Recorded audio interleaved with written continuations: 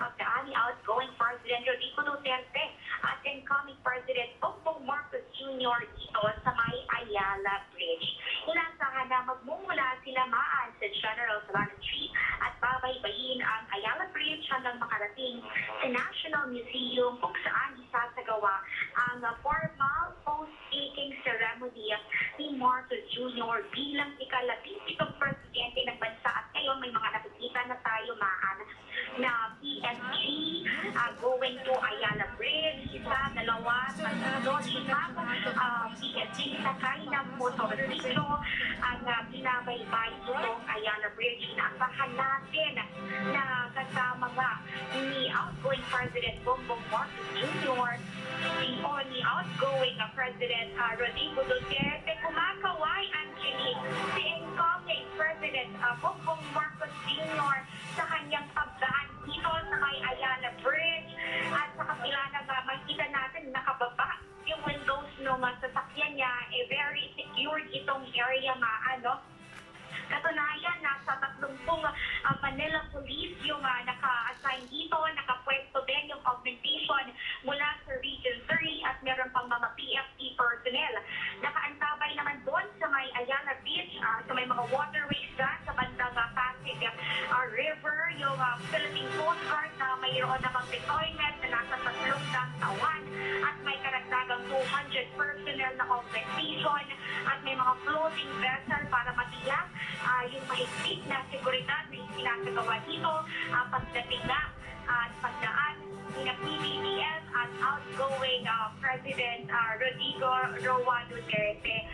Sa ngayon ay binabaybay pa rin ang dalawang leader itong Ayala Bridge at wala na tayong nakikita na mga tao ngayon mga PSP. Siguro nandun na sila sa may Ayala Boulevard kung nasaan naman si Patrick De Jesus, pero hindi pa rin nawawala yung police visibility dito at pansamantala na hindi mo na dinadadaan yung mga motorista.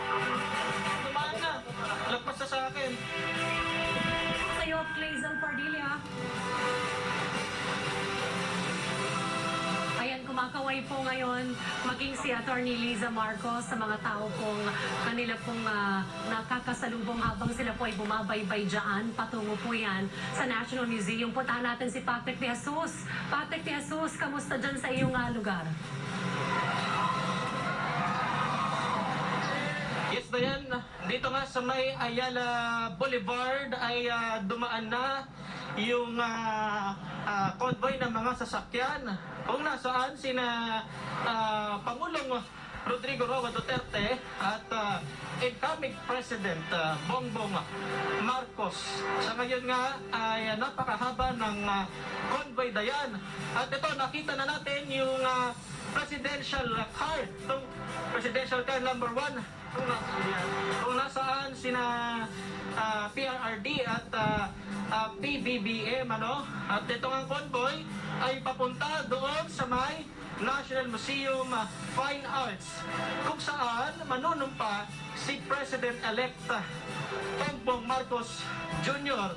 At pagdaan nga ng convoy dito, Dayan, ay may mga nakaabang na mga residenteng nakatira malapit dito sa may Ayala Boulevard. At pagdaan nga ng convoy ay sila'y humiyaw at pagpapakita ng kanilang kagalakan sa na makita yung convoy ng incoming president at outgoing president. Sa ngayon, Dayan, ay mamaya inaasahan namang si PBBM na lamang yung babalik dito sa may Ayala Boulevard pagkatapos ng kanyang pananumpa doon sa may National Museum papunta sa Malacanang. Diyan muna ang pinakalingulat, Dayan. Maraming salamat sa iyo, Patrick De Jesus. Opihado rin, na excited na yung mga kababayan nating nanonood ngayon o naroon mismo para tunghayan ang inaugurasyon ni incoming President Ferdinand Bongbong Marcos. Pero paalala lamang po sa ating mga kababayan na tignan pa rin, sundin pa rin yung health protocol dahil po sa COVID-19. Paalala pa rin po yan ng Health Department na kahit po tayo ay nagbubunyi para sa inaugurasyon ng ating bagong Pangulo ay tingnan pa rin natin yung ating health protocol para nga sa COVID-19. At sa mga hindi makakapunta sa mismong National Museum sa ating mga kababayan ay meron namang mga LED wall na naka-install dayan sa may Intramuros Golf Course yan at sa Padre Burgos. At syempre paalala ng PNP gawing maging matiwasay itong inaugurasyon ng ika-17 Pangulo ng bansa. Yan, kita natin yan si Attorney Liza Marcos. Nandyan po siya sa green na sedan at kumakaway-kaway po sa mga naandyan po sa may area ng National Museum. And I think nandyan na po sila sa may lugar. Nakarating na po sila dyan sa area ng inauguration. 11:17 nang umalis po sila ng Malacanang at 11:25 po ng umaga ay nakarating na po sila dyan sa National Museum kung saan inaasahan po natin maya-maya ay magsisimula na po ang programa para po sa inauguration ng 17th President of the Republic of the Philippines. So magkatabi po yung mag-asawa. That's President-elect Bongbong Marcos and Attorney Liza Marcos. John Angelique, kamusta na dyan sa National Museum? Namamaya po ng kaliwang kamay sa Biblia habang isinasagot ng budget. So masasaksiyan natin yung mamaya. Kung inyo po naman po matatanda ng panahon ng inauguration ni Ferdinand Marcos Sr., dalawa ang Biblia na ginamit. Ang isa ay mula sa kanyang ama na si Mariano Marcos at ang isa naman mula sa kanyang asawa si Melda Marcos. Kaya bukod kay Marcos Sr., dalawa rin po ang Biblia na ginamit ni dating Pangulong Ramon Magsaysay sa kanyang inauguration na mula naman sa kanyang mga magulang, Angelique. Yes, may mga pagkakataon din naman na iisa lamang o parehong Biblia ang mismo ginamit sa oath-taking. Halimbawa na lamang ang ginamit na Bible ni dating President Gloria Macapagal Arroyo noong 2004. Siya pong ginamit din sa oath-taking ng kanyang ama, si Diosdado Macapagal noong 1961. Maging sina President Benigno Aquino III at kanyang nanay, ang kanyang ina na si Cory Aquino, iisa lamang din ang ginamit na Bible sa kanilang oath-taking. Mabuhay ang Pilipinas! Ayan na po mga kababayan, ang susunod na Pangulo ng Republika ng Pilipinas. Pangulong Halal, Ferdinand Romualdez Marcos Jr. Kasama ko ang kanyang may bahay. At susunod na First Lady ng Republika ng Pilipinas, Liza Marcos. Kaya tinapon sila pumapanhik mismo dyan sa loob ng National Museum. Ang sinabi ng Pangulong Ferdinand Marcos, solemn 19 na inauguration. At sumabay naman ang panahon, mga kababayan, dahil hindi ganun kainit at hindi naman umulan. Actually, maganda nga at medyo mahangin din, ano? At isang relief din po ito para sa mga kababayan natin na maaga pa lamang ay nagsisimula po dito. For the entrance of colors. At ngayon po makinig na po tayo sa mga kaganapan dito.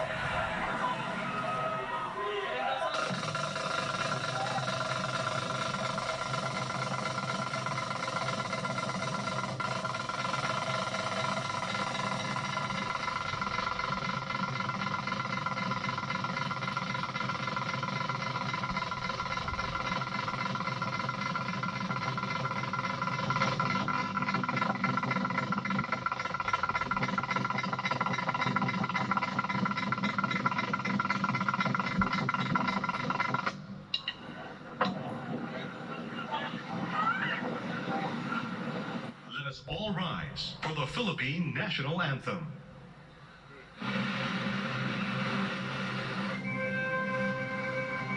Bayang magiliw, perlas ng silanganan, alab ng puso, sa dibdib mo'y buhay.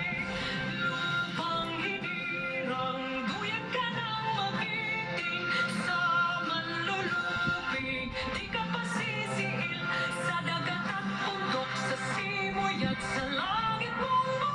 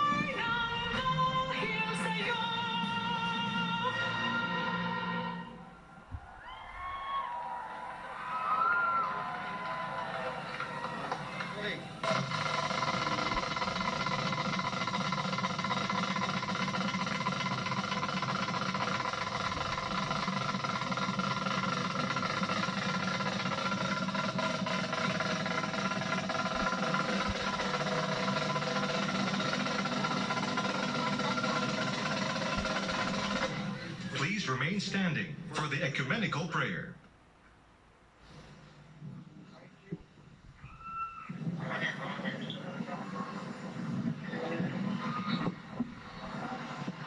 Kindly bow your heads in prayer.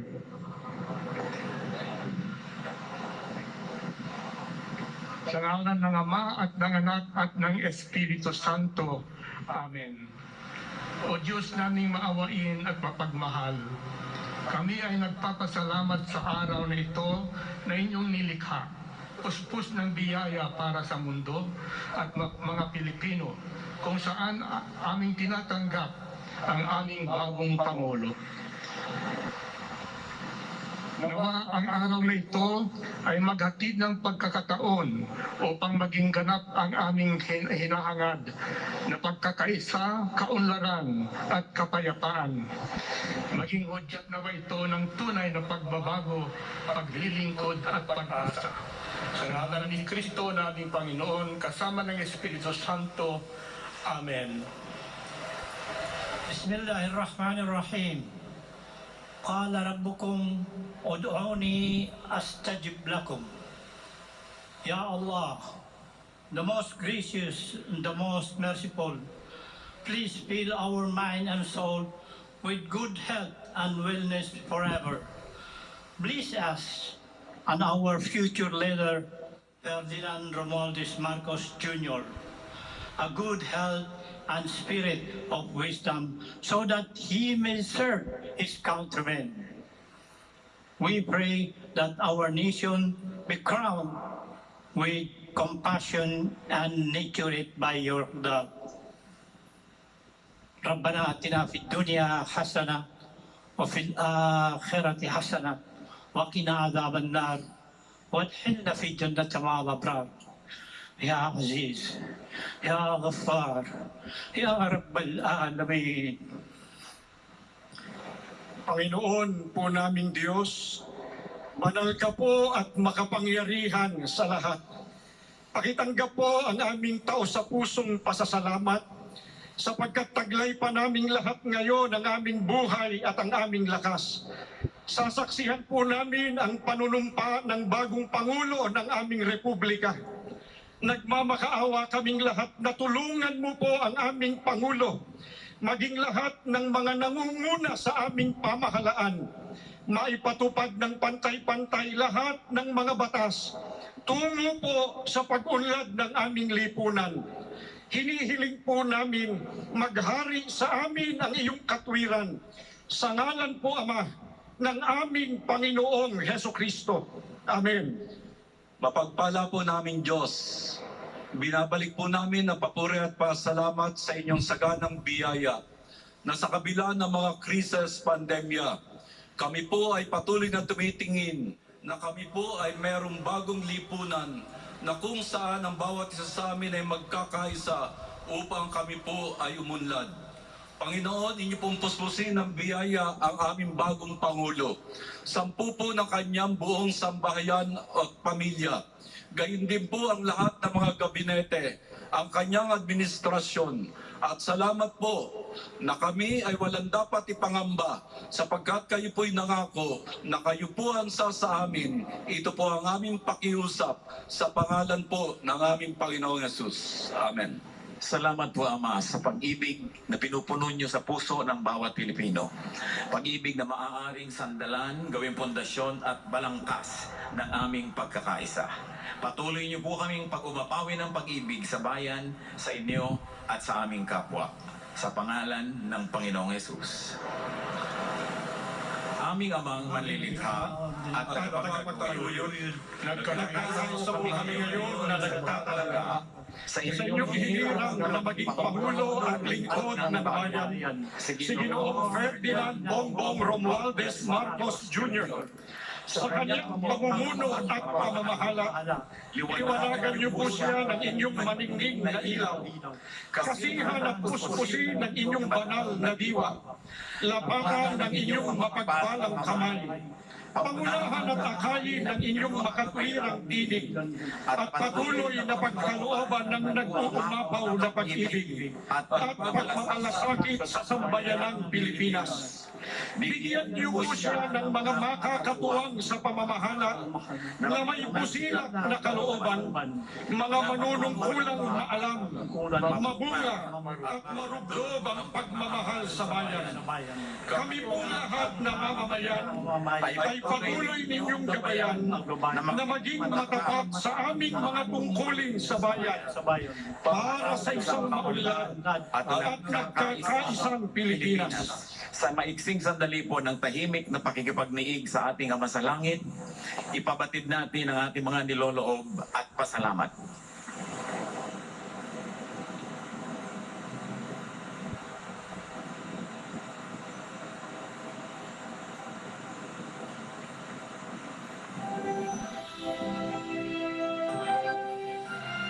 Please be seated. Welcome to the inaugural ceremony of President-elect Ferdinand Romualdez Marcos Jr. To begin, let us now witness and give a big round of applause to the military and civic parade.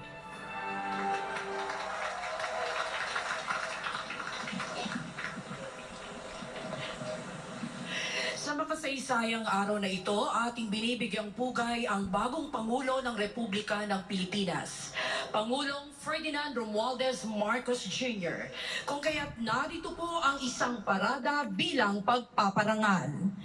Atin na pong tunghayan ng mga tagapangalaga ng bansa, naglilingkod sa iba't ibang larangan, isinasanggalang ang bansa sa anumang pagbabanta. Sila na nagtataglay ng katapangan at kagitingan, patuloy na nakikipaglaban para sa kapayapaan at kalayaan na ating tinatamasa.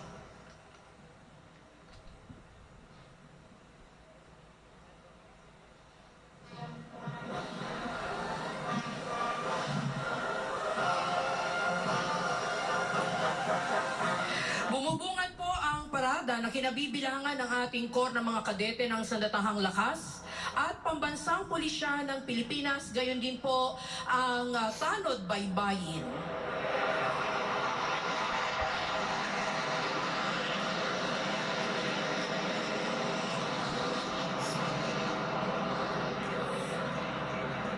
Inyo pong nasaksihan ang high-speed opener pass o ang mabilisang paglipad ng FA-50PH o ang tinaguriang Fighting Eagle. Ito ang pangunahing air asset na ginamit sa pagsasagawa ng combat air operation sa Marawi City laban sa ISIS-inspired terrorists. Naipamalas na ng FA-50PH, Agila ng Pilipinas, ang pagiging most lethal weapon system dahil sa iba't ibang katangian nito na ginagampanan sa pagdepensa at pag-atake sa impapawid ng Philippine Air Force. Ang FA-50PH bilang air asset ay pinangangasiwaan ng ating 5th Fighter Wing, the home of the country's frontline fighters and jet traders.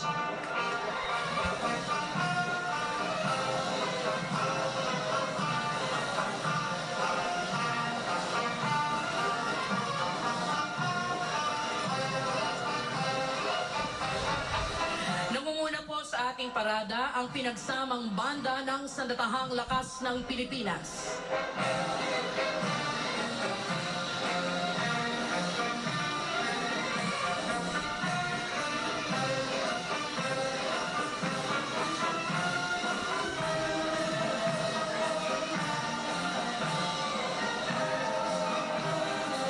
Dumaraan po sa ating harapan ang commander ng tropa, Major General Jonas R. Lumawag, Philippine Navy Marines.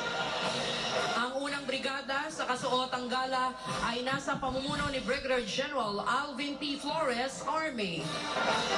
Ang unang batalyon ay binubuo ng core ng mga kadete ng Sandatahang Lakas ng Pilipinas na pinamumunahan ni Cadet First Class Edmond D. Logroño. Mula sa prestihiyosong Philippine Military Academy, ang mga ginoo at binibining ito ang mamamahala sa iba't ibang sangay ng Sandatahang Lakas. Ikinikintahan sa kanilang puso't isipan ng kagitingan, integridad at at katapatan. Sila na sa hinaharap ay magiging kaagapay sa pagsusulong ng kapayapaan at kaunlaran ng bansa. Sumusunod ang batalyon ng mga kadete mula sa kilalang Philippine National Police Academy sa pamumuno ni Cadet Second Class Joshua R. Pulido. Hinuhubog ang karakter ng mga kadeteng ito upang mamuno sa hinaharap ng nananaig ang paglilingkod, karangalan at justisya, gayon din bilang makadiyos, responsable at respetadong mga public safety officers.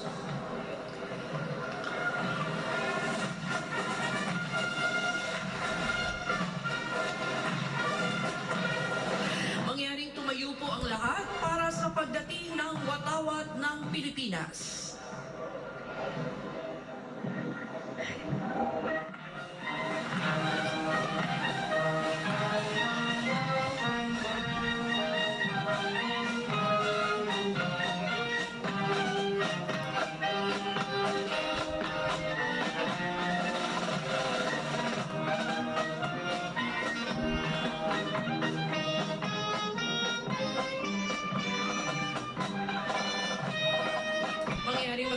Ang lahat.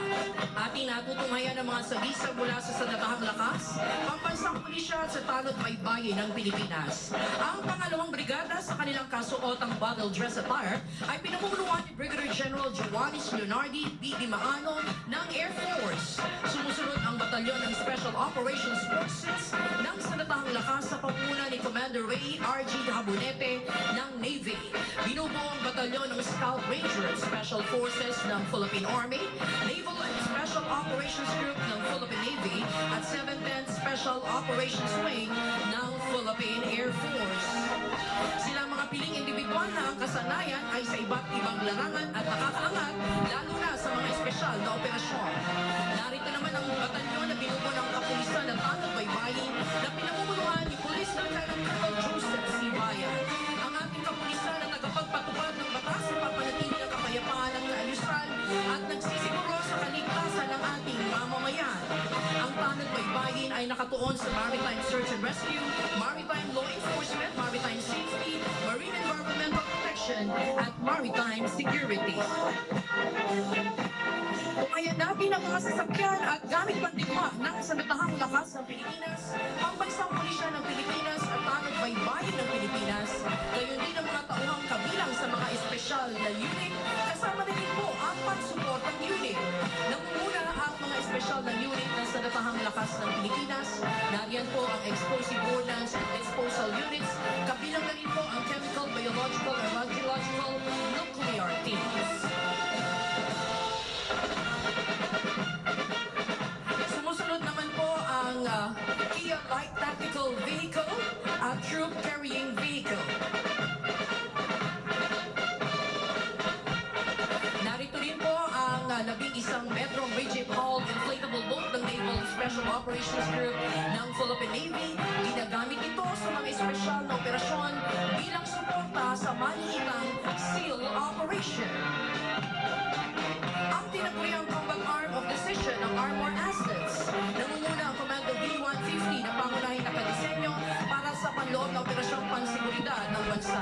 Kasabay ang Simba Armored Fighting Vehicle ng Philippine Army na gumaganap para sa panloob na seguridad. Nariyan din po ang V-300 Armored Personal Carrier ng Philippine Marine Corps. Sa uri ng sasakyan na magagamit sa lupa o tubig man. Natutunghayan naman po natin ang artillery assets na binubuo ng mga kanyon ng sandatahang lakas ng Pilipinas. Nangunguna ang 20mm M39 anti-aircraft cannons at iniakma ito bilang ground-based weapons mula sa dating F-5 Freedom Fighters aircraft. Sumusunod ang Atmos 155mm howitzer system na binuo bilang shoot-and-scoop weapon na agarang magre-responde sa mahirap na kalupaan at kritikal na lugar. Kontrolado ito ng electronic suit na may inertial navigation system-based gun, laying method at automatic loader.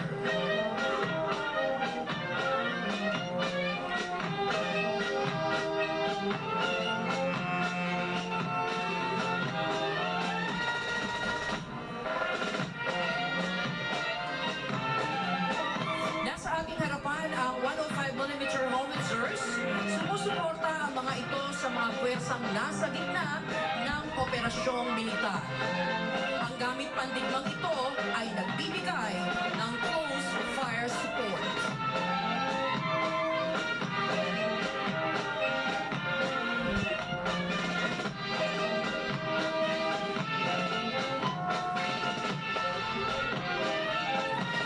Inyo naman po nakikita ang 8-ton Euro trucks at 1 and 1/4-ton Sadco. Ang mga sasakyan ito ay ginagamit bilang bahagi ng combat support units. Ngayon din sa panahon ng kagipitan, partikular sa humanitarian assistance and disaster response. Mga espesyal na sasakyang naglalaman naman ng mga gamit pang komunikasyon at sistemang pang-impormasyon na may kakayahan upang maisakatuparan ang ugnayan sa pamamagitan ng radio communication sa iba't ibang frequency bands. Ang mga sasakyan naman po at kagamitan ng ating pambansang pulisya ng Pilipinas at panagbaybayin ng Pilipinas na pawang ginagamit sa iba't ibang larangan, seguridad at maging sa kampanya laban sa terorismo at humanitarian assistance and disaster response. Pinangungunahan ito ng PNP Highway Patrol na tinaguriang Guardian of the Highways na nakatuon sa operasyon sa lansangan para sa traffic safety at maging sa paglaban sa krimen. Nariyan po ang mga sasakyan ng NCRPO, ang Forensic Group, Scene of the Crime Operatives, ang Chemical, Biological, Radiological, Nuclear, and Explosives, at ang pinagsanib na explosive ordnance at K9 Mobile Vehicle Van. Natutukayan natin ang SWAT Van, Special Action Force, na lula ng Multipurpose Armored Vehicle Personnel Carrier at MG Rubber Bullets.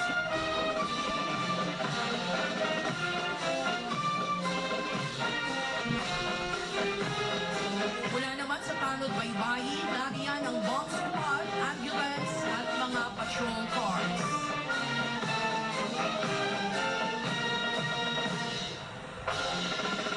Nariyan po ang kanilang jet ski para naman sa agarang makatugon sa seguridad at search and rescue operations. Ang aluminum search and rescue boats na nakadisenyo upang mabilisang makaresponde ang rescue team sa mga nalulot o biktima ng sakuna sa karagatan. Samantalang ang regional hull boat ay ginagamit sa iba't ibang misyong isinasagawa ng Coast Guard Anti-Terrorist Unit. Ngayon po, iba ang inyong atensyon sa kalangitan at natutungayan ang pagdaan ng mga sasakyang pangipapawid ng Santahang Lakas ng Pilipinas. Inyo pong nakikita ang 4 na 829 Super Tucano. Sumusunod ang 10 SF-260 Marchetti, nakadisenyo para sa basic at intermediate training at nagsisilbing dependable attack aircraft para sa close air support. Nariyan din ang 4 na Cessna aircraft at ang panghuli sa hanay ng mga sasakyang pangipapawid, ang siyam na D-41 trainer aircraft. Ang tinatawag na trainer aircraft ay ginagamit sa basic pilot training ng Air and Education Command ng Philippine Air Force. Mga kababayan, atin pong natukayan ang ating sandatahang lakas, ang pambansang pulisya at ang tanod baybayin ng Pilipinas na maaasahan mapaanumang larangan saan man at kailanman. Sila ang ating mga kaagapay upang mapanatili ang kaayusan, katiwasayan at kapayapaan sa buong kapuluan para sa masaganang kinabukasan ng ating bayang Pilipinas.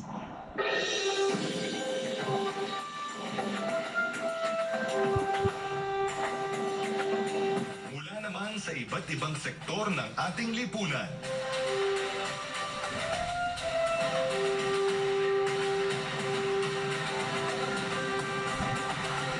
Ang ating mga bayaning katuwang sa lalong pagpapaganda at pagpapaunlad ng ating bansa.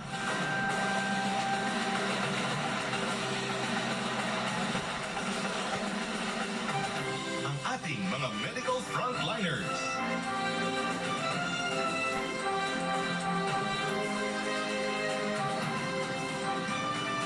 Sa panahong singdilim ng pandemya, ang mga bayaning nagniningning ng pinakamaliwanag.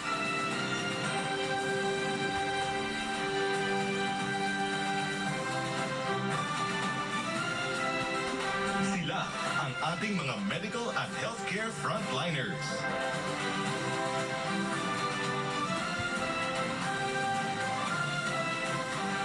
Nanganganib sa bawat araw upang masigurong ligtas at protektado ang bawat pamilyang Pilipino.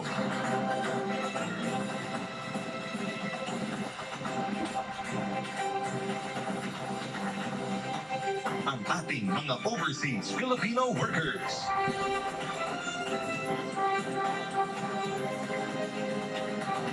Sa ipayong lupa man o karagatan.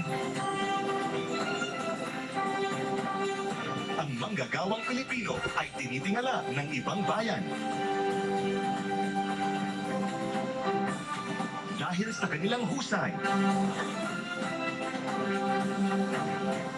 galing, at pagmamahal sa trabaho.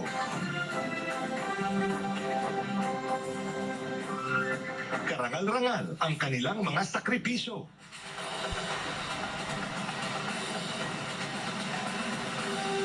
Malayo sa kanilang mga mahal sa buhay.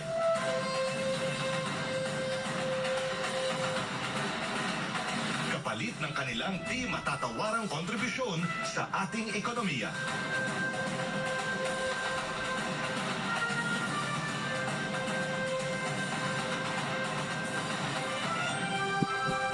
Mga atletang Pinoy. Sa larangan ng palakasan. Walang tatalo sa puso ng atletang Pinoy. Dugot pawis at sakripisyo mula pagkabata. Upang makamtan ang medalyang hinahangad.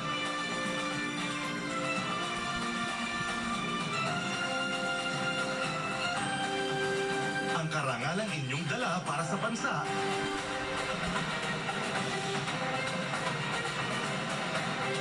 sa bawat labang buhay ang inyong itinataya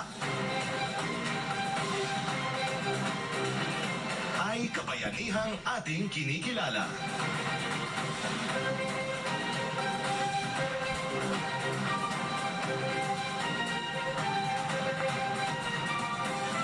Ang manggagawang Pilipino.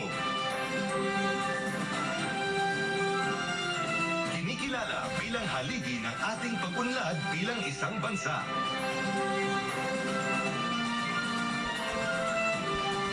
Ang kanilang pagpupunyagi at pagsisikap na maitaguyod ang pamilyang Pilipino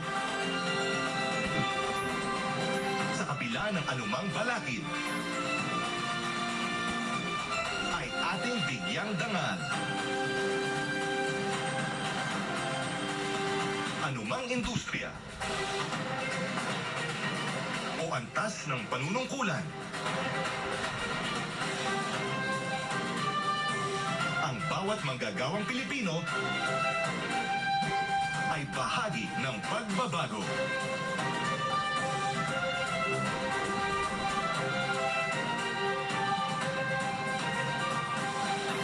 Ang ating transport sector. Panlupa. Pantubig.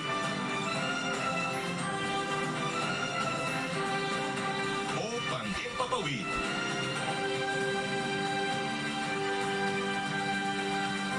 Ang ating ligtas na paglalakbay ay hatid ng ating transport sector. Mula sa mga tsuper, piloto, at flight attendants, o mga seafarers, at kapitan ng barko. Ang kanilang husay at galing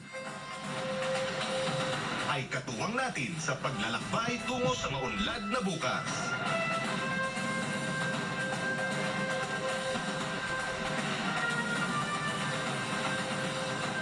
Isang pagpupugay sa ating mga magsasaka at mangingisda.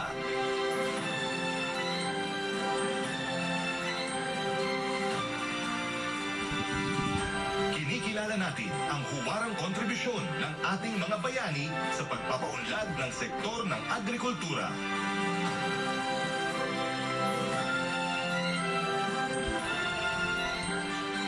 Ang ating likas na yamang lupa at karagatan.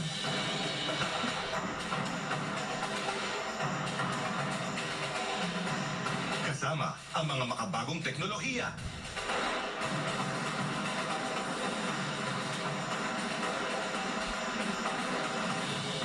Isang masaganang kinabukasan para sa agrikultura at matibay na seguridad sa pagkain ang naghihintay sa atin.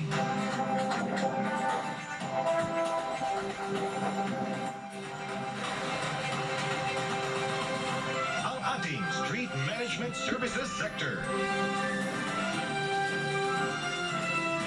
Malinis. Ligtas. At maayos na mga kalye at lansangan. Hatid ng ating mga kababayan sa serbisyo.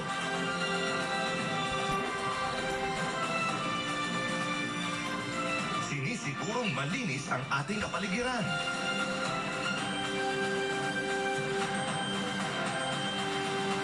Maginhawa ang daloy ng trapiko.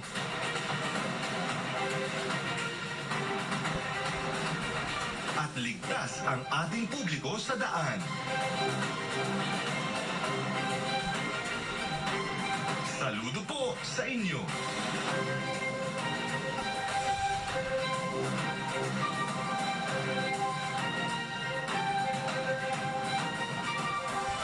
Ang ating construction industry. To read the joint resolution from the Senate and House of Representatives, Senate President Vicente Tito Soto III.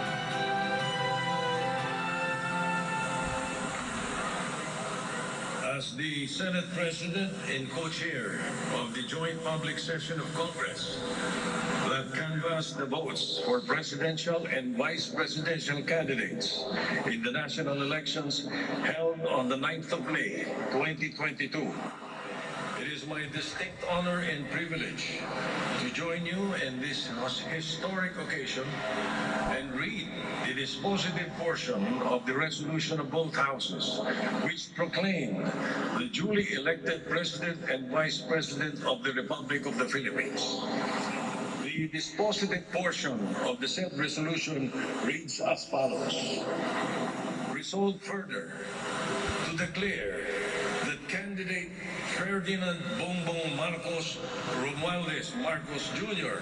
and candidate Sara Zimmerman Duterte received the highest number of votes cast for President and Vice President respectively in the national elections held on the 9th of May, 2022, and by virtue thereof, to proclaim Ferdinand Bongbong Romualdez Marcos Jr. as the duly elected President of the Republic of the Philippines, and Sara Zimmerman Duterte as the duly elected Vice President of the Republic of the Philippines.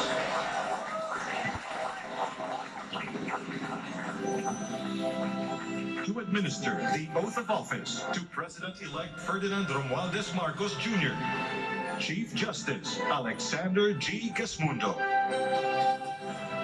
May we request on stage Attorney Liza Araneta Marcos, Ferdinand Alexander Sandro Marcos, Joseph Simon Marcos, and William Vincent Marcos to witness the oath-taking.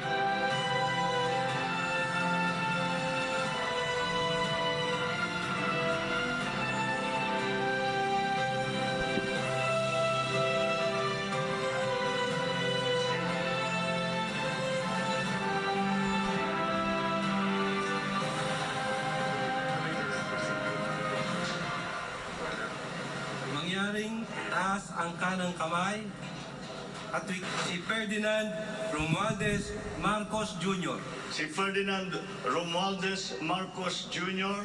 ay mataimtim na nanunumpa. Natutuparin ko ng buong katapatan at sigasig. Natutuparin ko buong katapatan at natutuparin ko na buong katapatan at sigasig Ang aking mga tungkulin bilang Pangulo ng Pilipinas. Pangangalagaan at ipagtatanggol ang kanyang konstitusyon. Ipatutupad ang mga batas nito.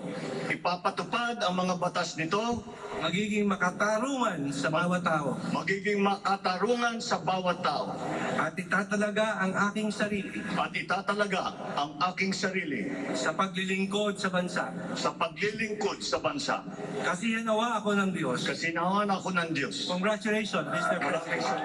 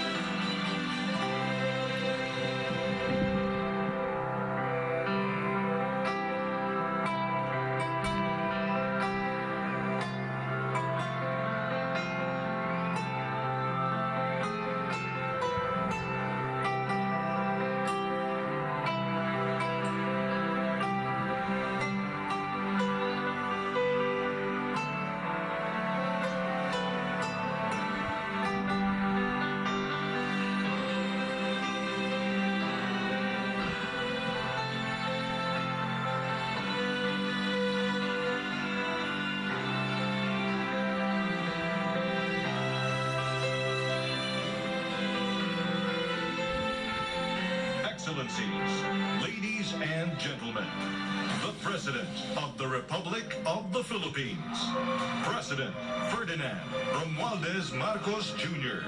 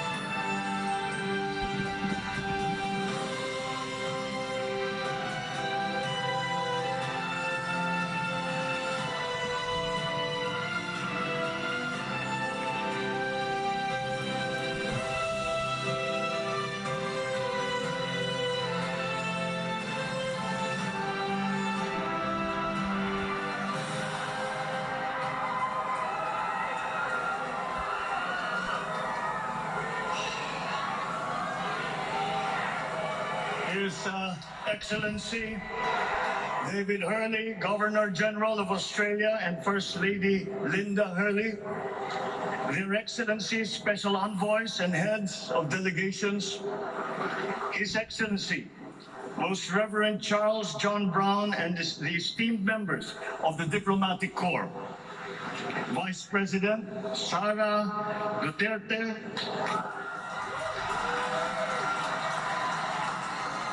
President Fidel Ramos, President Joseph Ejercito Estrada, President Gloria Macapagal Arroyo, Senate President Vicente Soto III, and the honorable members of the Philippine Senate, House Speaker Lord Alan Casco, and the honorable members of the House of Representatives, Chief Justice Alexander Gesmundo, and the honorable justices of the Supreme Court, of course, First Lady Lisa Araneta, and my children, Alexander, Sandro, Simon, and Vincent. I cannot proceed without a special greeting, of course, to the former First Lady Imelda Romualdez Marcos.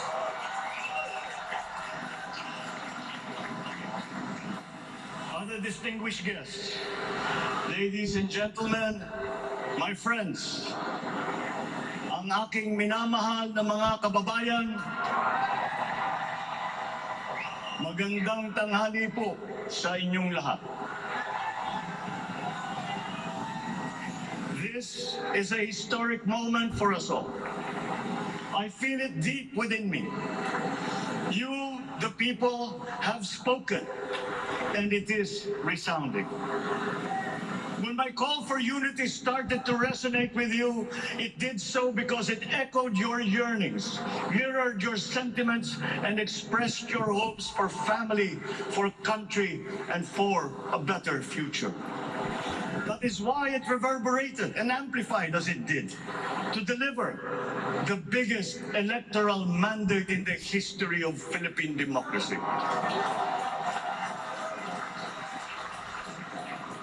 By your vote, you rejected the politics of division. I offended none of my rivals in this campaign. I listened instead to what they were saying.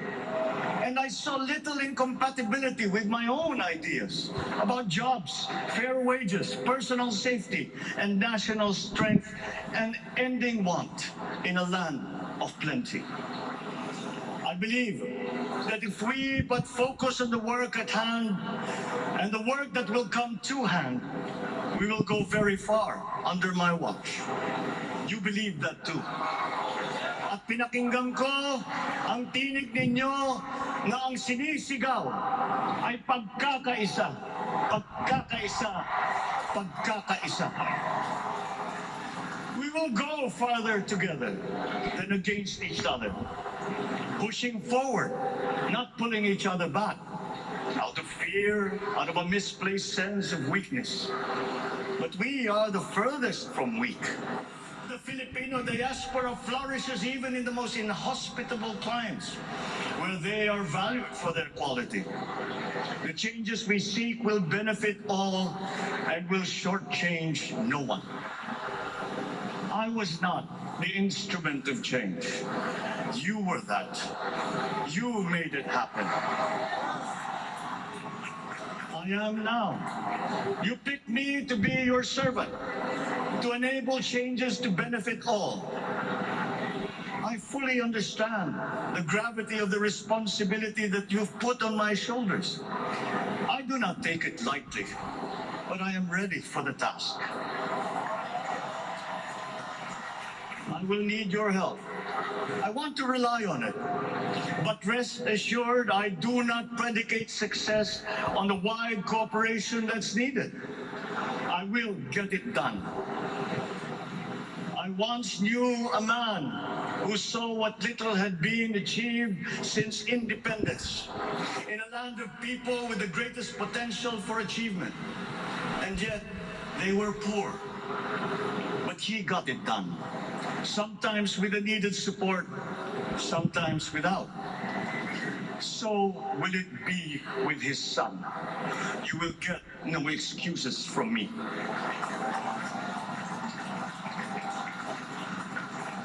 I am here not to talk about the past. I am here to tell you about our future. A future of sufficiency, even plenty, of readily available ways and means to get done what needs doing. By you, by me. We do not look back, but ahead. Up the road that we must take to a place better than the one we lost in the pandemic. Gains made and lost, opportunities missed, well-laid plans superseded by the pandemic. Indeed, ours was the fastest growing economy in ASEAN by ways now outdated. We shall be again by a radical change in the way the world must now work to recover what we have lost in that fire and move on from there. We face prospects of the spread of the war abroad, of which we are totally blameless. We seek friendship with all. But our countries like ours will bear the brunt of it.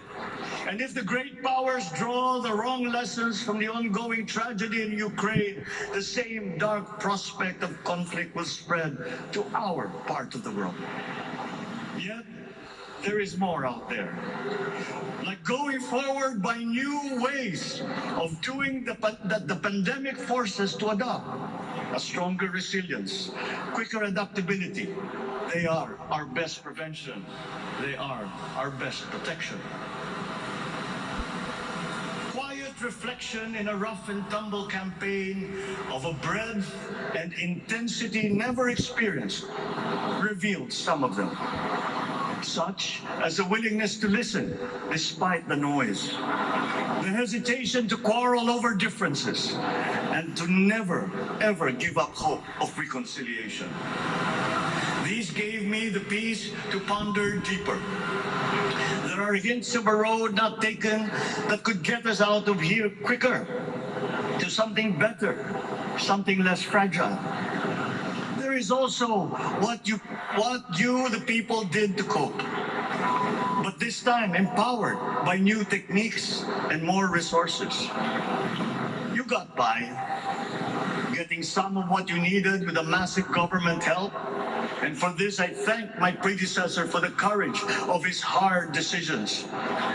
But there is a way to put more means and choices in your hands. I trust the Filipino. Imagine how much more you'd achieve if government backstops instead of dictating your decisions. Always there to pick you up when you fall. Giving what you need to get past a problem. Imagine if it invested in your self-empowerment to bring it closer to taking on whatever challenges come.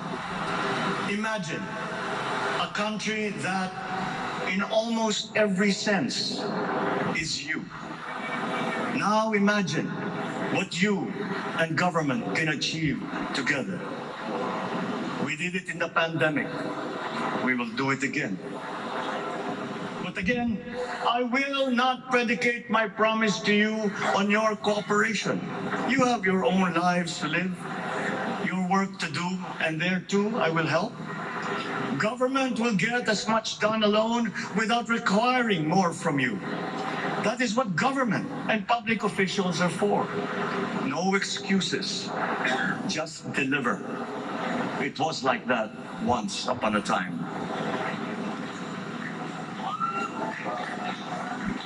I did not talk much in this campaign.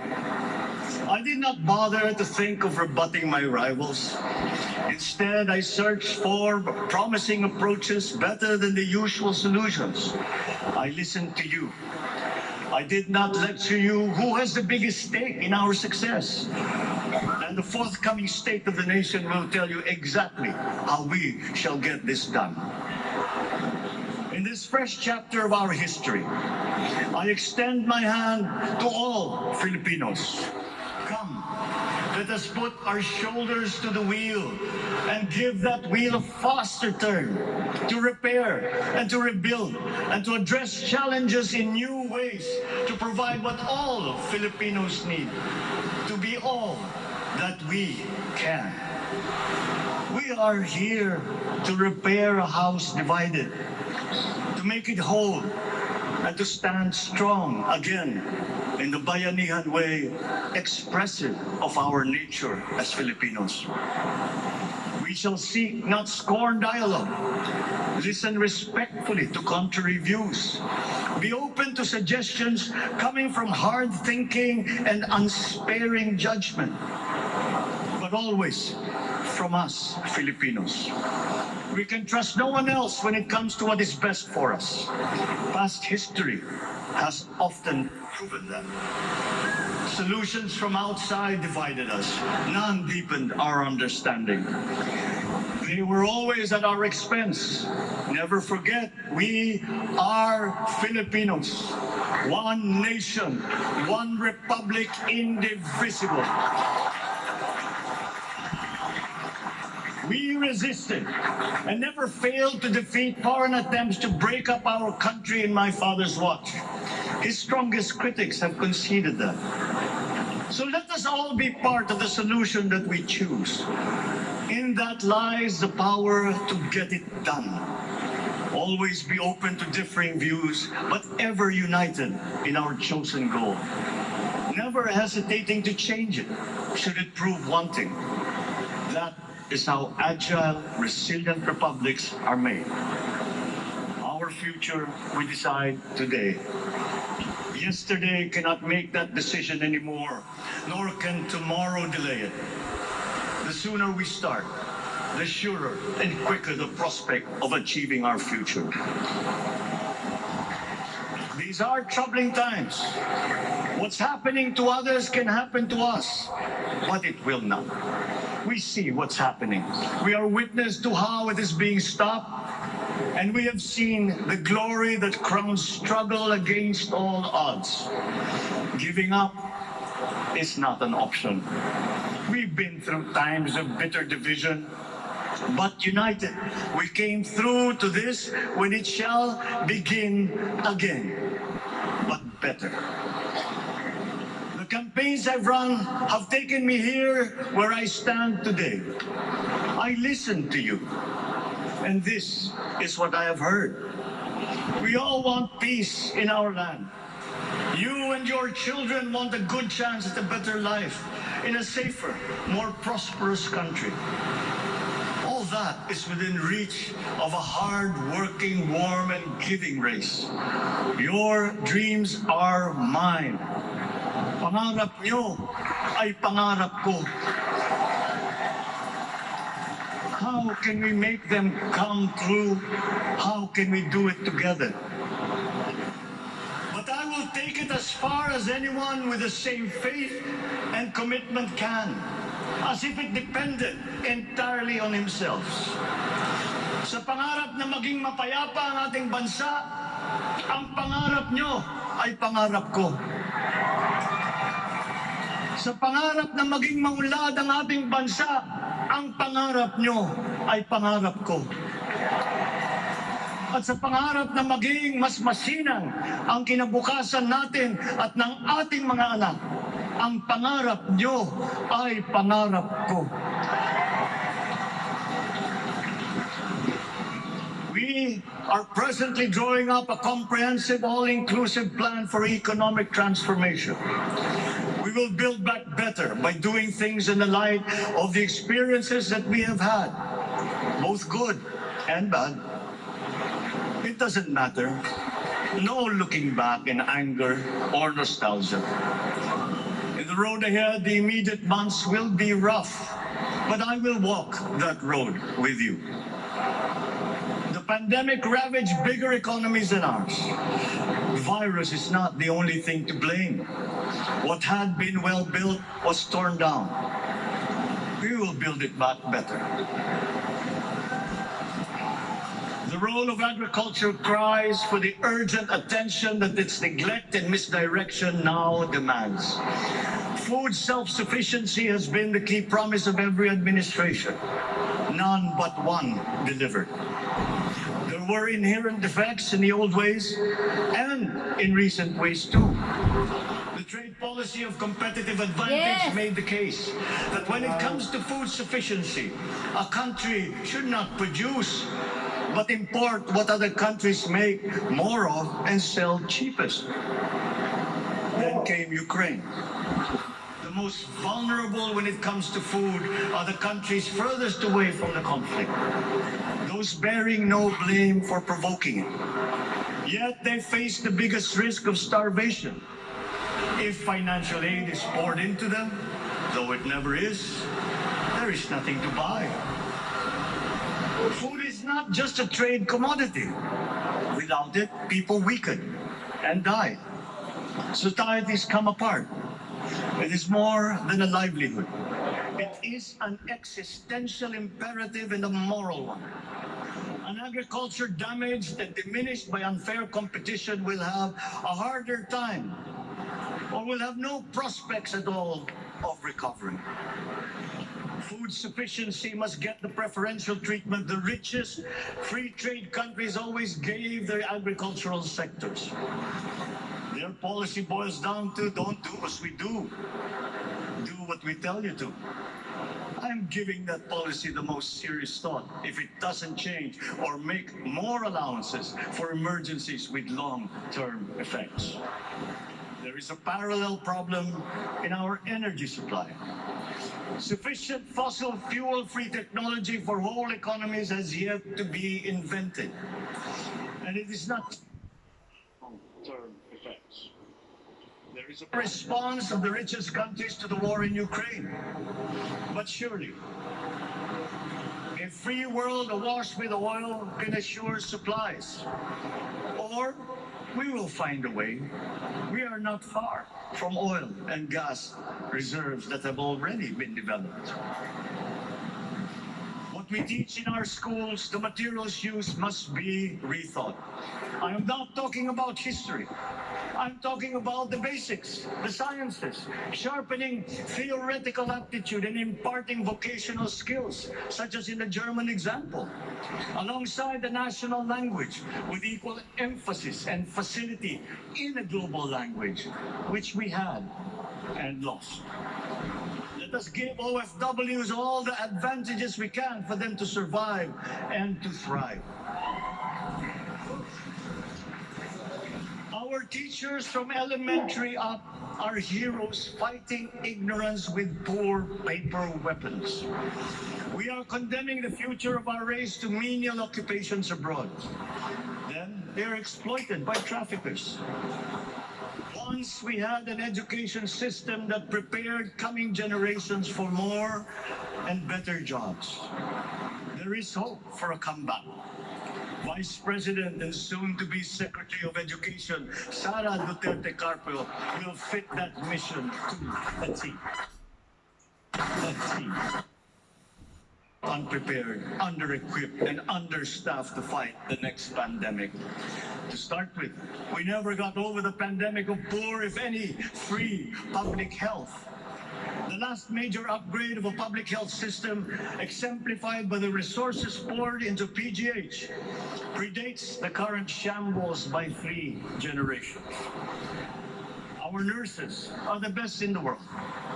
They acquitted themselves with the highest distinction abroad, having suffered even the highest casualties.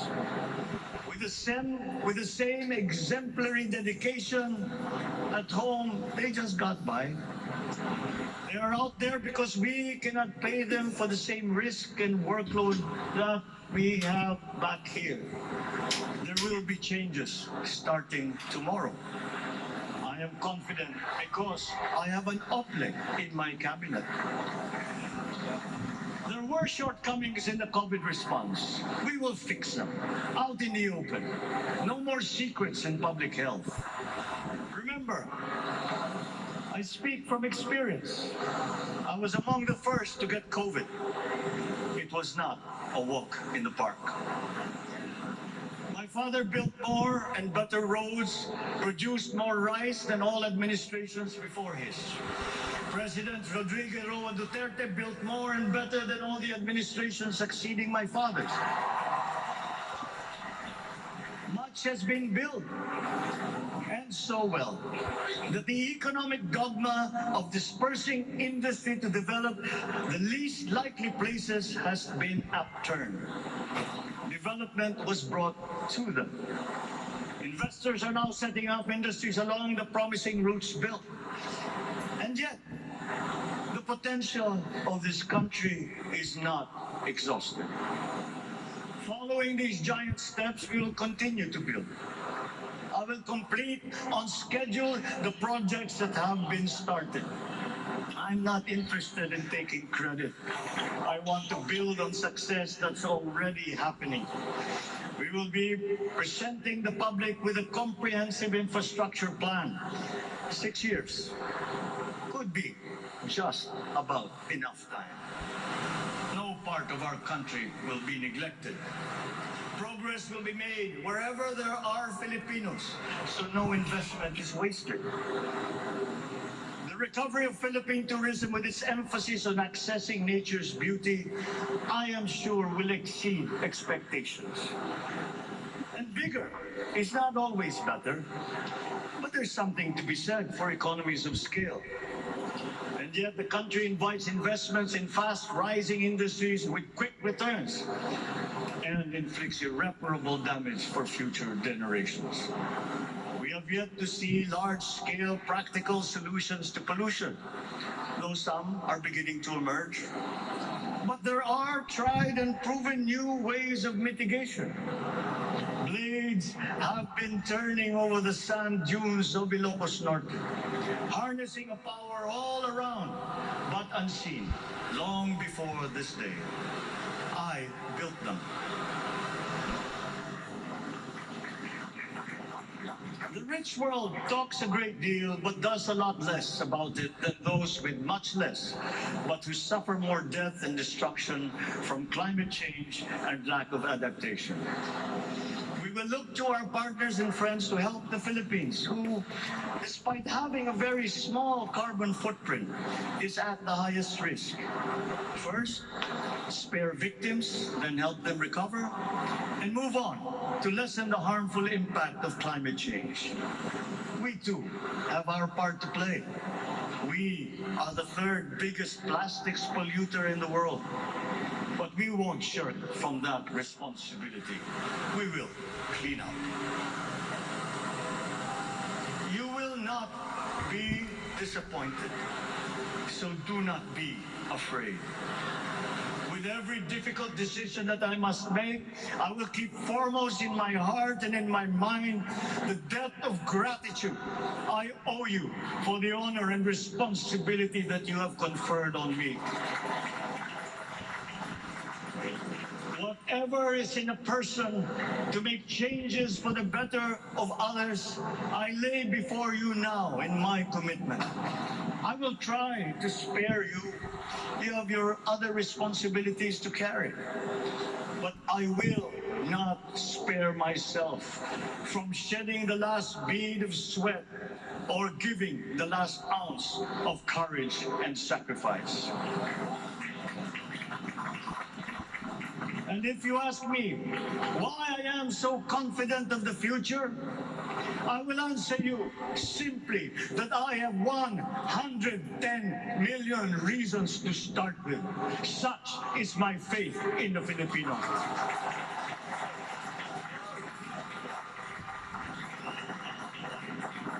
Believe, have hope. The sun also rises like it did today and as it will tomorrow. And as surely as that, we will achieve the country all Filipinos deserve.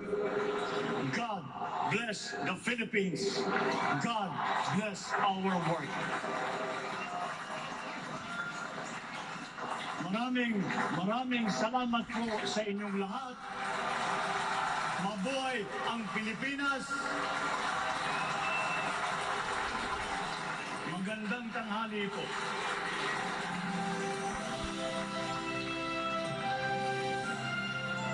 Excellencies, ladies and gentlemen, the President of the Republic of the Philippines, President Ferdinand Romualdez Marcos Jr.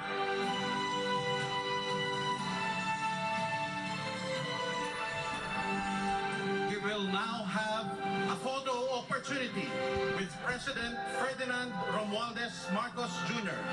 May we invite the first family on stage.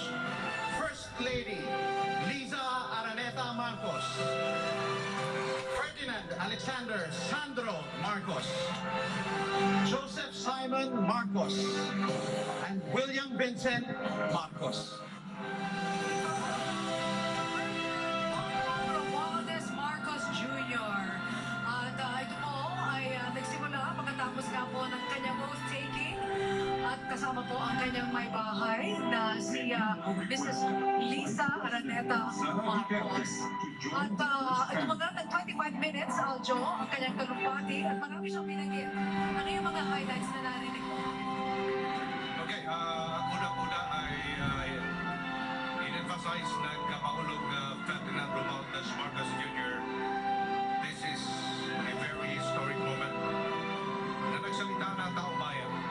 Ang pagkakaisa, unity. In-emphasize din ng Pangulong Marcos Jr. ang pamilya, ang bansa, at ang kinabukasan ng bayan. The biggest electric mandate in Philippine history. Matakin ninyo yun, 31 million and 32 million votes respectively nakuha nila ni pangalawang Pangulo Inday Sara Duterte. So maganda din sinabi ng Pangulong Marcos na wala nang babalikan no offended rivals, ika nga. Wala nang babalikan kalaban sa politika. Susulong na tayo. Aabante ng Pilipinas dahil ang sobrang pamumulitika doon tayo nasisira. At ilang beses sinabi ng Pangulong Marcos yan nung siya nangangampanya pa lang. And ang importante dito ay makinig. Willing siyang makinig. He listens. Even before he listens. Pagkakaisa. And ito yung yung pagkakaisa ng instrument of sales. But yung taong bayan mismo, hindi siya yung simbolo ng pagbabago ko, hindi. Sinasalamin niya lang, sinisimbolo niya lang ang nais ng taong bayan ng pagkakaisa at ng pagbabago. At sinabi niya that he will build from what's already there, no? So nagbigay-bugay din siya sa kanyang immediate predecessor na si immediate past President Rodrigo Roa Duterte. Pinasalamatan niya dun sa malawak na mga infrastructure na isinagawa niya. At ngayon din, magpapatuloy siya and he will build better pa para sa darating na panahon. At ang maganda rin sinabi ng Pangulong Marcos, to tell the future, not the past. Mas maigi kung isi-share natin ang kagandahang gagawin pa natin sa hinaharap kaysa babalikan natin yung wala tayong natututunan na hindi nakakatulong sa tao, na hindi nakakatulong sa bansa.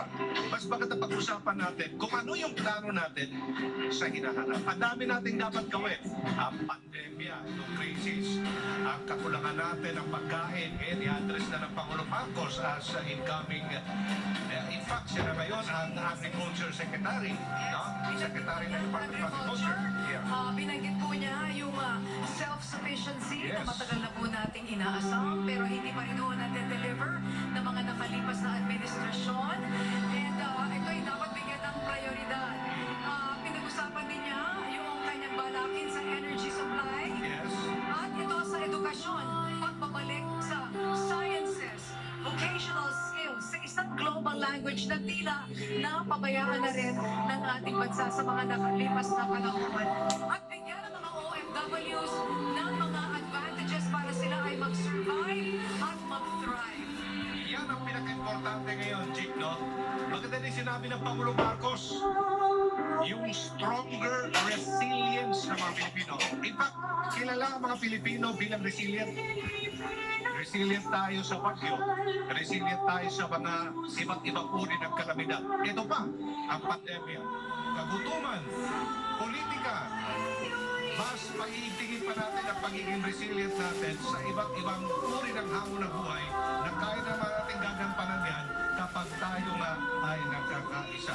And, maganda sinabi niya, the bayanihan way. The bayanihan way. Ang sabi pa rin niya, do not be afraid. Palagay ko ina-address niya rin ng mga tao marahil na hindi sigurado sa kanya. At sinasabi niya, huwag kayong matakot. You will not be disappointed. Dahil sinabi niya na malaki ang debt of gratitude niya sa mga taong nagluklok din sa kanya sa posisyong ito. And also emphasize, one nation, one republic, indivisible. Parte ng solusyon at hindi tayo parte ng problema. Di ba? Maganda sinabi niya manaman ang talumpati ng Pangulong Marcos Jr. We have to be an agile and resilient republic. Panahon na para po gawin natin ang nararapat sa bayan ito. Huwag na natin manikat pa yung mga bagay-bagay at yung mga nakaraan na hindi talaga nakakatulong. Although meron siyang konting pahabyawan na pagpugay din sa kanyang ama na sinabi niya na minsan merong isang pinuno, di ba, na ginawa ang kailangan niyang gawin. Whether siya'y tinulungan o hindi, pero kanyang sinikap ito at tinukoy nga niya ang kanyang ama na si former President Ferdinand Marcos. Paano bang inilalagay ng Pangulong Marcos ang kanyang sarili sa pangkalahatan? Kasi sinabi niya, yung pangarap ninyo ay magiging pangarap ko rin. Pagdating sa kapayapaan, pagdating sa kaunlaran, pagdating sa kinabukasan, lalo na ng mga kabataan, ang pangarap ninyo ay ang aking ring pangarap ko, di ba? At narinig Ang natin sarap pakinggan. ang publiko dito sa kinaroroonan natin, ang kanilang palakpakan, nang marinig nila yung mga salitang yan ng pangarap ng mga tao ay siya rin kanyang pinapangarap. At Pamilya ng mga nurse. Kaya mga nurses kanina, no? Natutukan din ng Pangulong Marcos yung pong transparency. No? Kasi sinabi niya, wala nang sikre-sikreto sa public health. Dahil nagkaroon tayo ng problema nga dito sa bahay ng corruption, di ko pero napapatuloy pa naman ng investigation because nakasalalay dito ang kalusugan ng taong bayan at ang pera ng mamamayan. Okay? So, pagdating naman sa turismo, ang sinabi niya, ang Pilipinas mag-exit yung expectation natin. Oh, excited ako doon, ha? Kasi nga, ngayon, nagbubukas na ekonomiya ng Pilipinas. Hopefully, ay magiging mas maunlad ang Pilipinas pagdating sa industriya ng turismo dahil sa totoo lang, napakaganda ng Pilipinas. Mas maganda pa sa ibang mga bansa Ang sinabi sa nga labas niya dyan, ng Pilipinas. the recovery of accessing nature's beauty. Yeah. Dahil marami po talaga tayong likas na yaman, marami tayong talagang sa atin lang yung matatagpuan, no?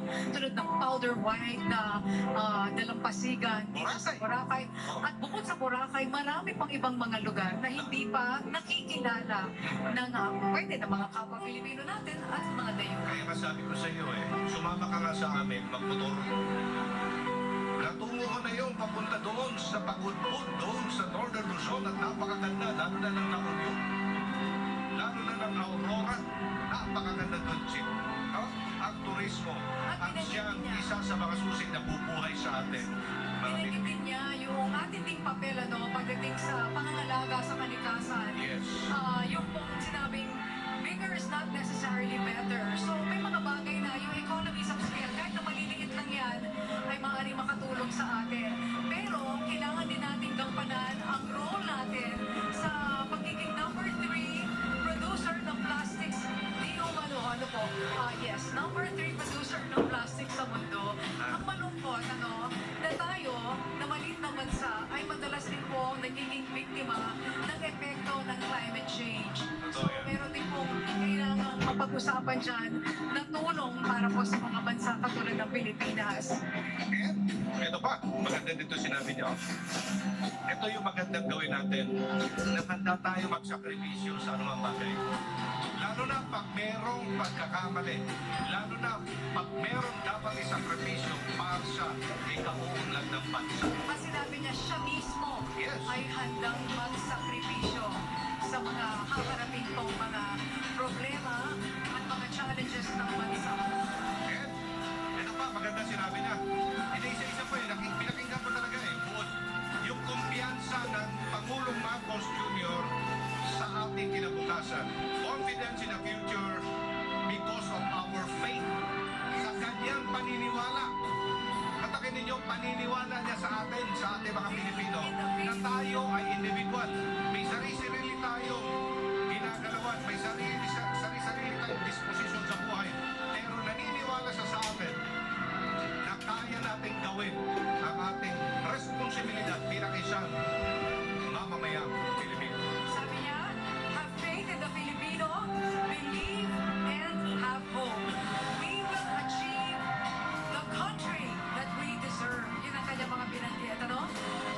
Patungkol sa mga nurse, mukhang meron siyang gagawin simula daw bukas. Dahil batid po ng Pangulo, itong paglabas ng mga nurse natin patungo sa ibang mga bansa dahil sa hirap nga naman ng kanilang pagtatrabaho dito, pero ang kanilang pong mga sinasahod ay wala po, no, sa kalikingan ng mga pwede nilang kitain sa ibang bansa. So, isang parang ano na yan, ano, advance notice na starting tomorrow, merong mangyayaring maganda para sa ating mga nurse. Kaya nga, parang nakikiliti ako sa napakinggan ko kanina kay Pangulong Marcos sa kanyang talumpate na parang excited na. Excited na ako at mas excited pa ang ating susunod na mga araw. Ngayon po ang unang yugto, unang araw ng pagiging Pangulo ng Republika ng Pilipinas, Pangulong Ferdinand Romualdez Marcos Jr.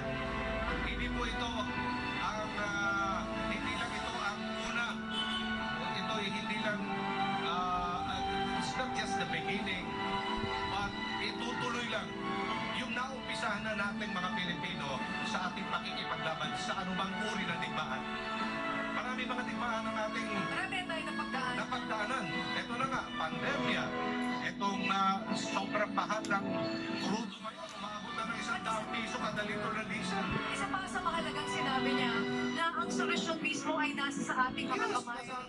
Kung minsan kasi pwede may mga solusyon na minumungkahi ang ibang bansa na maaaring hindi bagay sa atin. So in the end, tayo din po ang dapat makinig sa isa't isa dahil nasa sa atin din ang solusyon. In fact, napag-usapan din yung gera sa Ukraine, gera sa Russia. Pero we don't have to blame itong gera sa Russia.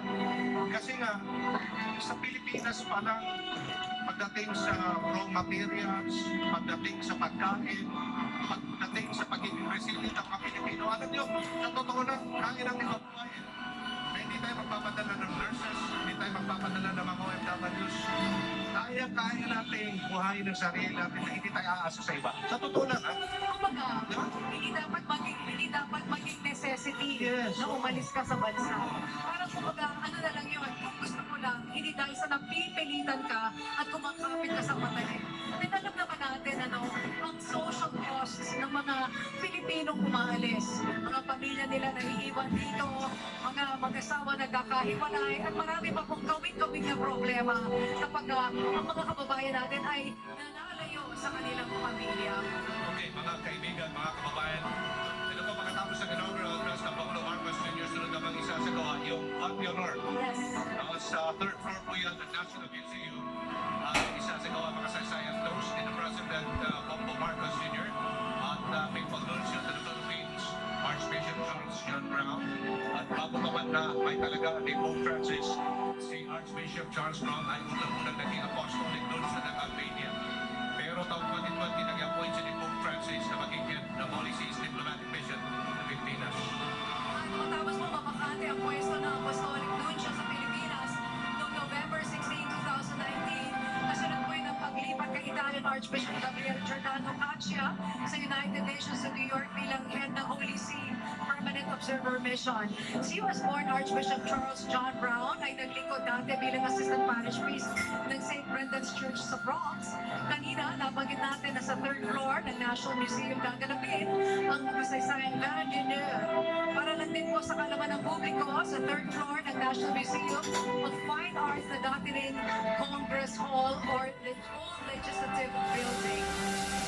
Alright, so isang makasaysayang araw na ito. Uulitin ko po hindi po ito umpisa. Tuloy-tuloy lang po ang ating laban. Laban ng mga Pilipino, kaya-kaya natin ito. Natuwang ang ating bagong presidente, ang bagong leader ng Republika ng Pilipinas sa pamumuno ng Pangulong Ferdinand Romualdez Marcos Jr. at ng Vice President Inay Sara Duterte at ang mga bagong mga pinuno ng Pilipinas. Pandemya pa rin po tayo kung saan maraming buhay talagang binawi. No? Maraming mga pamilya ang nagkakawatak-watak. Totoo po yan. Maraming mga naunod na pangarap. Maraming tila hindi sigurado bukas. Isa lang ay pinangako ng Pangulong Marcos na siyang lagi niyang noong umpisa pa lamang ng kanyang kampanya, ito ay ang sabay-sabay tayong babangon muli. Ika nga sa English, together we shall rise again. Hindi man madali, hindi man agad-agad, pero naniniwala siya na basta magkakapit-bisig tayo bilang isang bansa, lahat ay ating makakaya nagsama-sama. Ako po si Anjo Mentino. At sa kanyang pagbubuo ngayon bilang bagong Pangulo ng Republika ng Pilipinas, patuloy nating samahan at tulungan ang pinuno ng ating bansa sa pagtataguyod at sa tuloy-tuloy na pagbangon muli ng Pilipinas mula sa pinsalang idinulot ng COVID-19 at sa mga samot-sari pang problema. Maging responsable sana tayong mamamayan na handang sumunod at makiisa sa anumang administrasyon at sinumang leader ng ating bansa. Muli, ako po si Angelique Lazo. Mabuhay ang Pilipinas! Pilipinas, panayon sa pagkakosmag! Nagkakain salamat. Maraming salamat sa inyo, Aljo at Angelique, at natunghayan po nga natin ang nangyaring seremonya po ng inaugurasyon ng ating pong bagong Pangulo na si President Ferdinand Romualdez Marcos Jr. So President na ang tawag natin siya ngayon kasi nag-start ang pagiging presidente niya 12 noon ngayong araw. Yes, at eksakto ng alas 12 ng tanghali, no? Yung sa inaugural address ng bagong Pangulo ay tumagal ito ng 25 minutes. Oo, 25 minutes yung kanyang inaugural speech. Saktong-sakto, ano? Alas 12 yung punto ng talagang in-administer ni Chief Justice Gesmundo yung pong panunumpa sa tungkulin ni President Bongbong Marcos. Nakita rin natin kanina kasama niya yung kanyang pamilya. Nandun yung kanyang 3 anak at syempre ang kanyang kabiyak na si Attorney Liza Marcos. Mapansin ko rin na parang naging emotional. Bago pa yung inaugural address or bago pa yung panunumpa sa tungkulin, itong ating bagong First Lady. Siguro nakita rin niya yung hiyawan, yung mga supporter kasi doon sa area. Talaga namang nagwagayway ng mga watawat bilang pakikiisa nga doon sa inaugural ng bagong Pangulo. At syempre masaya sila na yung kanilang binoto ay susumpa na ngayon o manunumpa na sa tungkulin ngayong araw at ito na po ang ating ika-17 Pangulo ng Republika ng Pilipinas. Inabot pa nga yung panyo ni President Bongbong Marcos sa kanyang asawa, tapos tumalikod pa si Attorney Liza para magpunas ng kanyang luha. Medyo naiyak-iyak din ng konti Parang medyo emotional din. Kahit naman si Pangulong Marcos ay doon pa lang sa Malacanang pag-alis ay emotional din. Mapapansin din natin sa kanya. Siyempre naman, binoto ka ng higit 31 milyong Pilipino. Talagang malaking responsibilidad po yan. And speaking of yung pamilya po ni President Bongbong Marcos at ang kanyang kabiyak nga po na si Attorney Liza, kilalanin po natin ang susunod na First Lady po ng bansa o actually ang atin na pong First Lady ng Pilipinas. Panoorin po natin ito.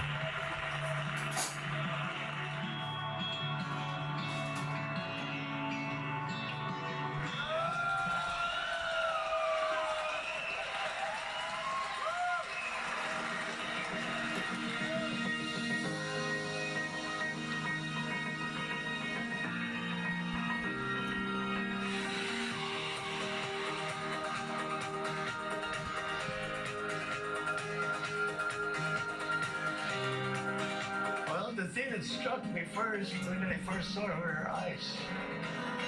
Malalim yung mata ni Lisa and very expressive.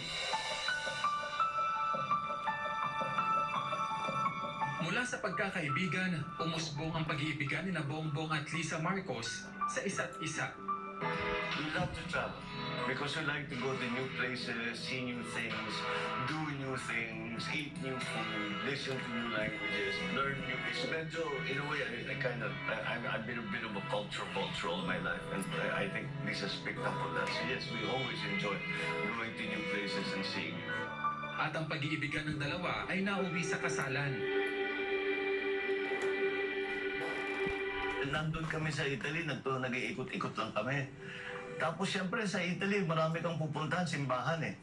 So pumunta, uy, maganda siguro itong dito tayo mag-asawa, dito maganda siguro dito, maganda siguro. Ako tamang po, ba't di kaya natin gawin na nga?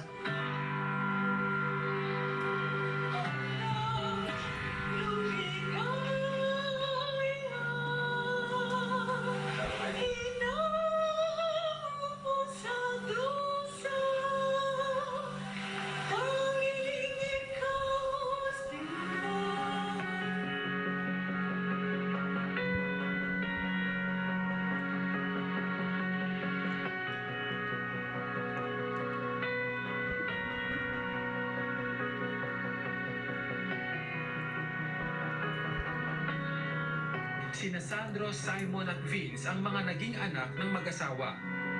At sa 29 na taon nilang pagsasama, lalo pang tumitindi ang kanilang pagmamahalan.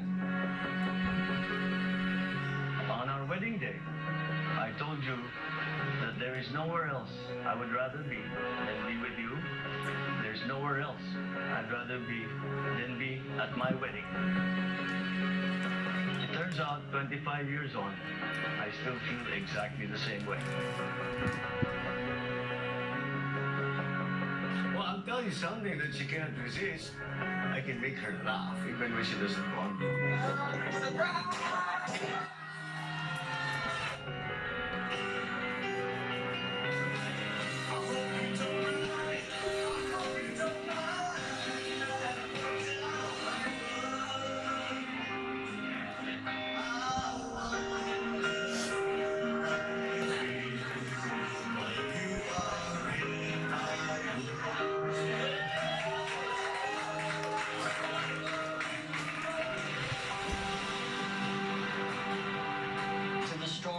Most diligent, most intelligent woman I know.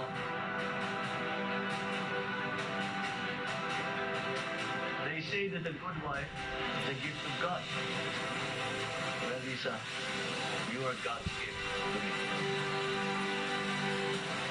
At sa nakamit na tagumpay ng kanyang asawa at anak sa larangan ng politika, isa si Lisa sa itinuturing na inspirasyon ng pamilya Marcos.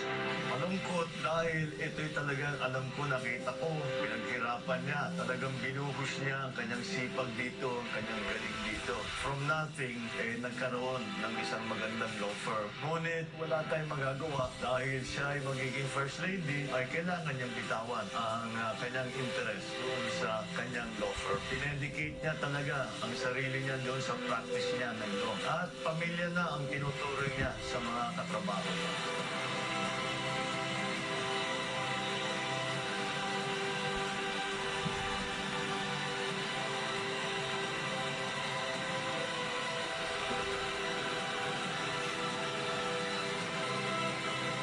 Lisa, thank you for being with me on this grand adventure.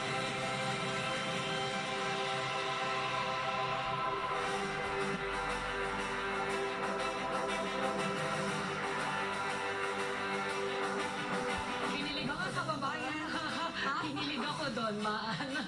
Oh, sure. Ayun ang kanilang love story na itutuloy sa Malacanang. Ay, oo nga. Aha. Meron tayong bagong First Lady, meron tayong bagong Presidente. At yan, nagbabalik po ang special coverage ng PTV sa inaugurasyon ng ika-17 Pangulo ng ating bansa. Samantala, nagpapasalamat po ang PTV sa suportang ibinigay ng kultura sa aming news team.